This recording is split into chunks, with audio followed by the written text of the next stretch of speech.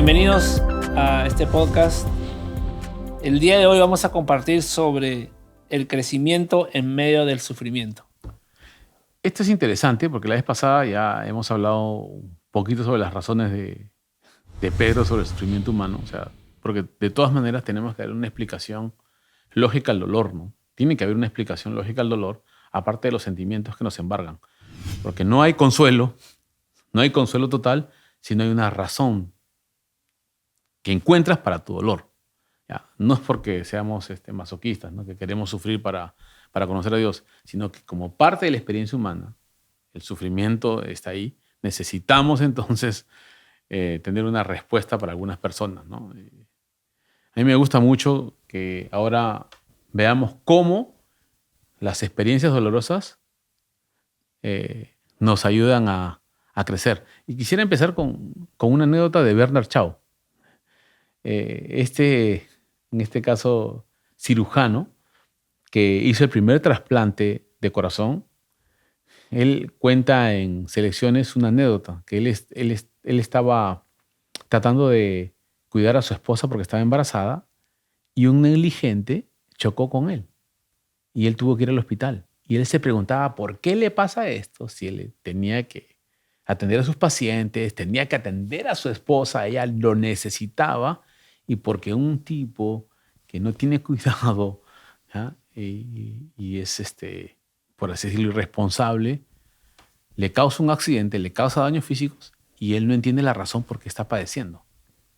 Y cuando va al hospital, y en medio de su dolor, se da su paseo por el nosocomio y de pronto llega a la sección de quemados y ve a unos niños jugando, ¿ya? Y la enfermera que los quería agarrar porque habían agarrado el carrito de medicina y estaban jugando, pues, en medio del pasillo del hospital, los niños, ¿no?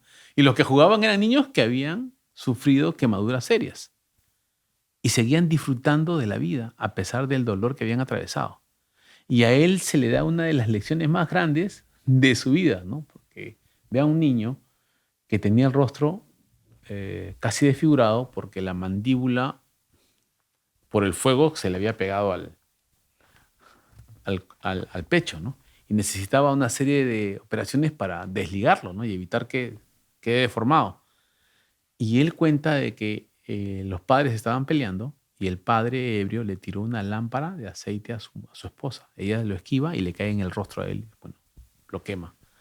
Y él entonces dice, si los niños pueden rápidamente recuperar la actitud correcta para salir del dolor, yo debo tener la misma actitud.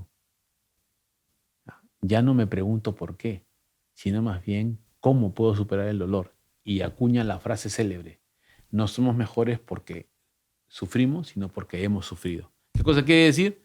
Que si uno supera el momento agónico, eso te ayuda a crecer, a madurar, porque todos enfrentamos sufrimiento. O sea, el sufrimiento es un proceso. Es un proceso de crecimiento si tienes la actitud correcta y encuentras razones para mantener la existencia. Si no, se convierte en un pozo de depresivo, ¿no?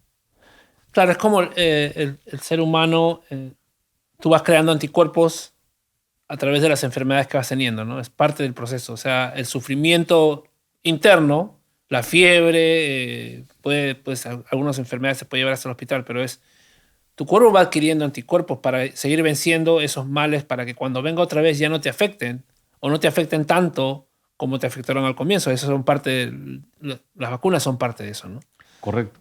Y tú puedes desarrollar esa capacidad. Y me asombró el leer este pasaje en el Antiguo Testamento, el Salmo 84, del 5 al 7 dice, bienaventurado el hombre que tiene en ti sus fuerzas, en cuyo corazón están tus caminos.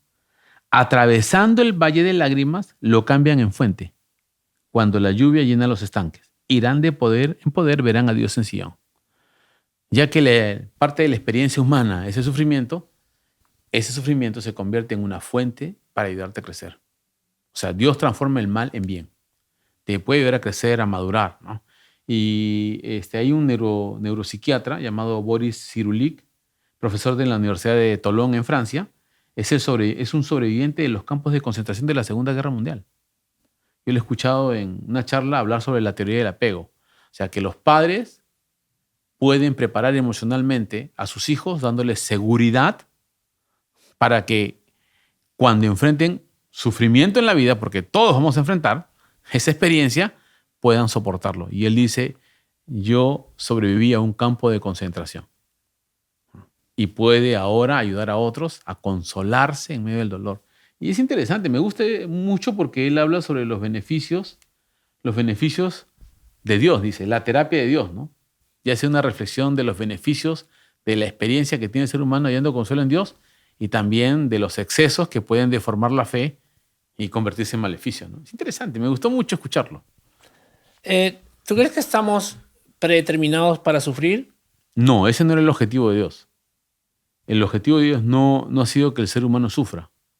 Lamentablemente, con la decisión de Adán, que afecta a la raza humana, de paso mi hijo Sebastián me preguntó en una ocasión, pero ¿por qué yo voy a sufrir el pecado de otro?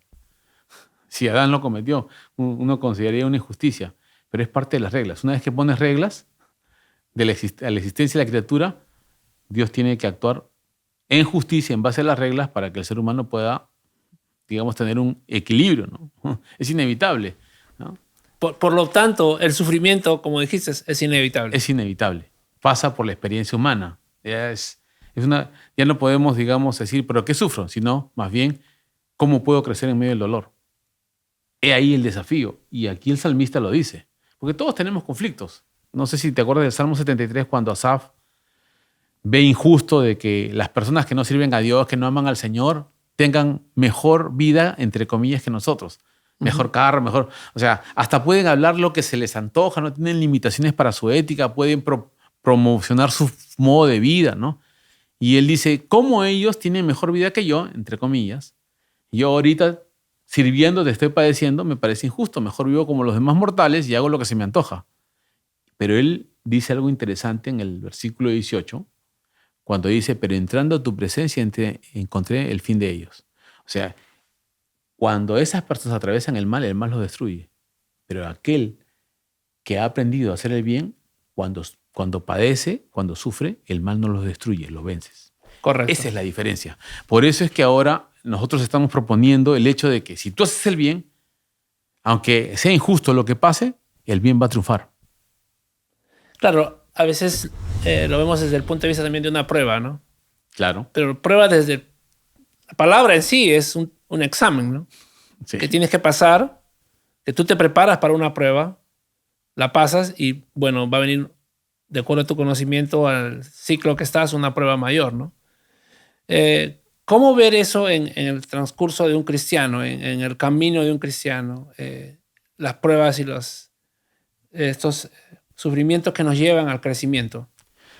Ya, aquí hay varias experiencias que uno puede notar, ¿no? O sea, puedes notar. Por ejemplo, ¿no? El cristiano que tiene que enfrentarse a la corrupción política, que a algunos les ha costado la vida, pero a la postre han generado derechos para la humanidad. Sin ir muy lejos, Martin Luther King. ¿Ya? Es cierto que le costó la vida. Uno diría, qué injusto, lo mataron. Pero la semilla que él estableció le ha dado derechos civiles a muchos de sus compatriotas. Ha cambiado la humanidad. Ha cambiado la forma de pensar. ¿Ya? Ha impactado, digamos, no solamente a su entorno cercano, sino a la humanidad. Porque todos somos dignos de tener los mismos derechos. Si él no hubiera empezado y no hubiera soportado las presiones, las amenazas, los ataques, las muertes de personas que él conocía, indudablemente se hubiera dado por vencido, lo hubieran silenciado. Pero aquí viene el bien, a pesar de que uno sufre las consecuencias de algunos malos, no por eso ni la muerte lo vencen. Porque su muerte simplemente abrió el espacio a la aprobación de los hechos civiles. Y eso es lo que significa entonces las pruebas en medio del crecimiento.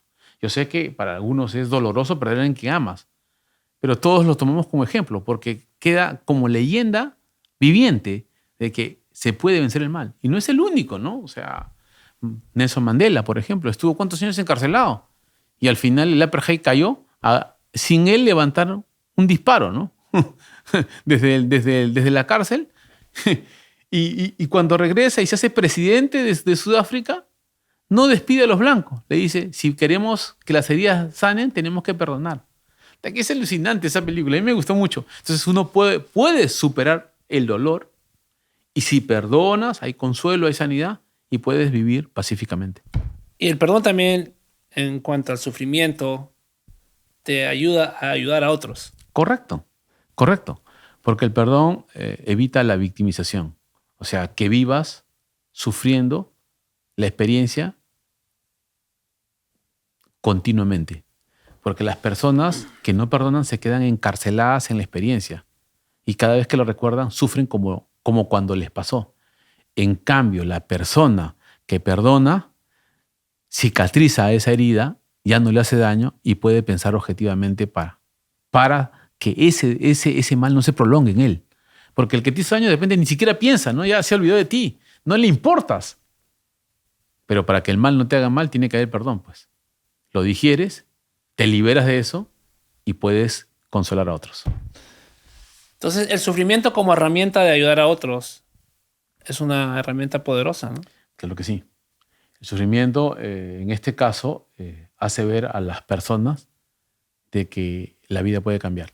Hay una experiencia que cuenta Paul Yong-gi Cho en uno de sus libros sobre la muerte de un pastor con su familia. Una vez que los comunistas tomaron la ciudad, lo primero que mataron fueron a los intelectuales, ¿no? Y al pastor lo pusieron en medio de la plaza pública en una ejecución, digamos, a vista y paciencia de todos. Cavaron un pozo, lo pusieron adentro y le dijeron: tienes una oportunidad, di que lo que predicas, enseñas es mentira y te dejamos libre. Y el hombre dijo no. Y estaba con su esposa y sus 2 menores hijos, que eran niños, pues, ¿no? Y dice, te vamos a enterrar vivo. Y comenzaron a echarle tierra. Entonces, imagínate, ejecución pública y te están enterrando vivo. O sea, es una muerte horrorosa, ¿no? Y sus hijos comienzan a llorar. Lloran. Y el pata se conmueve, ¿ve? Y dice, no, un momento. Y hasta que se para, ¿ve? El líder comunista que dirigía la ejecución se pone contento porque, entre comillas, su fe va a quedar humillada. Y su esposa lo agarra y le dice, no te preocupes, hoy día cenaremos con el Señor. Murieron los 4. Después que acabó la ocupación, todo el pueblo iba a la iglesia. O sea, su muerte no fue en vano. El dolor que pasó no fue en vano. Más bien, que el hombre le pierda el temor a la muerte y pueda enfrentarla con dignidad, a pesar del sufrimiento, trajo libertad para muchas personas. Porque ese es lo bueno del consuelo en Dios. Ese es lo bueno, es lo maravilloso. En otras palabras, sufrimos para manifestar la vida y el carácter de Jesús. Con eso ya tú le has puesto, digamos, las letras de oro a la razón por la cual Dios permite sufrimiento, ¿no? Para que el mundo vea que el mal no te hace mal y se puede vencer. Hay una salida en Jesucristo. Hay una respuesta de Dios para nosotros. ¿Cómo puedes alentar a la gente en este momento? Primero, les diría que Jesús, siendo justo, padeció injustamente para que tú ahora puedas recibir consuelo. No hay mayor consuelo que el Señor venga a tu vida, te traiga paz, una paz que sobrepasa la lógica humana, el dolor, la angustia o lo que vivas. Y yo te digo que al final hallarás una respuesta que podrás transmitir a otros. Y esa respuesta te dará un sentido extraordinario, a pesar de lo hondo y terrible de lo que estés pasando. ¿Puedes orar? Por supuesto. Padre, te pido en esta hora de corazón que consueles a los que padecen. Yo sé que no es fácil sobreponerse al dolor. Si tienes una enfermedad terminal, si alguien que amas está sufriendo y uno lo considera injusto, fastidioso, yo te ruego que hagas un milagro. Si puedes sanarlo, Señor, hazlo ahora. Si tú quieres hacerlo, así que actúa de manera especial. Te pido, Señor Dios, que lo consueles. Y si por A o B te lo llevas a tu gloria, también consuélalo, porque hasta la muerte es una victoria para nosotros. Así que te damos la gloria en Jesús. Amén. Amén. Nos vemos la próxima. Nos vemos.